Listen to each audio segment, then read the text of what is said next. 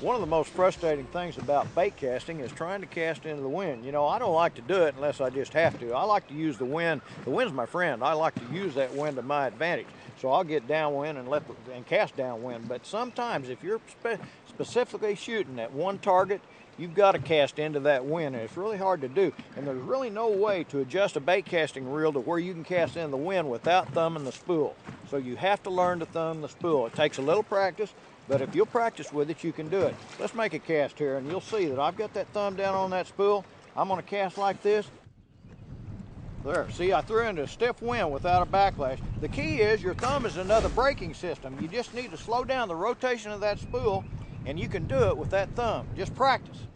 If you see a little backlash, overrun coming like that, get that thumb down hard on that spool and stop it, because it's better to stop it with a little bit than have a real bad one that you have to sit down and pick out or cut out. There it is, the last of it's out. The key is have some patience, pick it out slowly, and it'll come on out of there. It took me a long time to learn to cast into the wind with a bait caster. It just takes practice and patience. But if you're willing to spend a little extra time at it, you can learn to do it too. Bait cast reels. I mean, look at this counter right here. It is a little overwhelming when you come to Bass Pro and you're trying to decide. Let me give you a few things that I would look for when you go to pick a reel, a bait cast reel in particular, what you want to look for. One, ball bearings. This is going to tell you how smooth the reel is going to be. It's going to tell you how long it's going to last.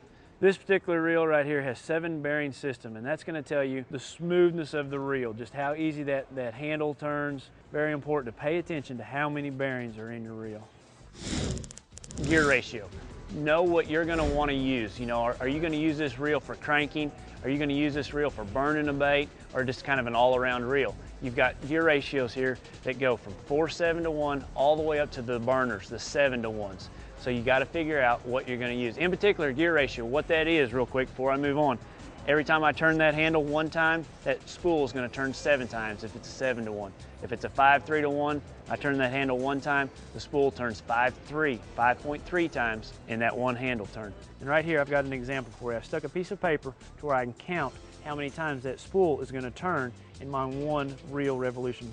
So right here we're going. We got 1, 2, 3, 4, 5, 6, and then just a little bit more, that 0.4 for that one reel revolution handle. Another very important aspect when you're looking at reels, cast control. How you're going to control your lures, keeping yourself from backlashing. This particular reel right here has 3 different ways that I can adjust for my different lures. I've got the main cast control, which just puts tension on this spool shaft right here. Very important. That's the first one that I'm going to adjust. I've got the magnetic cast control right here on the side. I can fine tune what to the lure that I'm using. Then I've also got the centrifugal weights on the spool right here. These are awesome. I can adjust resistance on that spool. Very important. When you're adjusting these, you don't adjust one. If I adjust one, I have to adjust the second one opposite side. Everything has to stay in balance right here. Drag. Drag's very important. The more expensive the reel you got, generally the better the drag system's going to be. How many times have you had that big fish almost up to the boat, you know, you're really excited, and that fish makes that surge right at the boat? That's when a drag really shines. You want a drag that's going to be very consistent and able to let that fish make that surge without breaking your line. You've got some great experts here at Bass Pro. I'd advise them, hey, help me here. This is what I want to do. Ask them, hey, take this reel off. I want to put it on a rod. See how it feels on that rod. Make sure it's balanced. It feels really well. Make the decision if you're going to use left-handed or right-handed reels.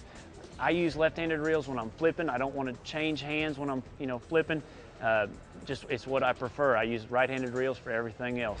If I could add one more thing, treat your reel if it's your truck or your boat. You've got to perform maintenance on these things. Your reel is no different. By properly maintaining this, it'll definitely increase the longevity of it.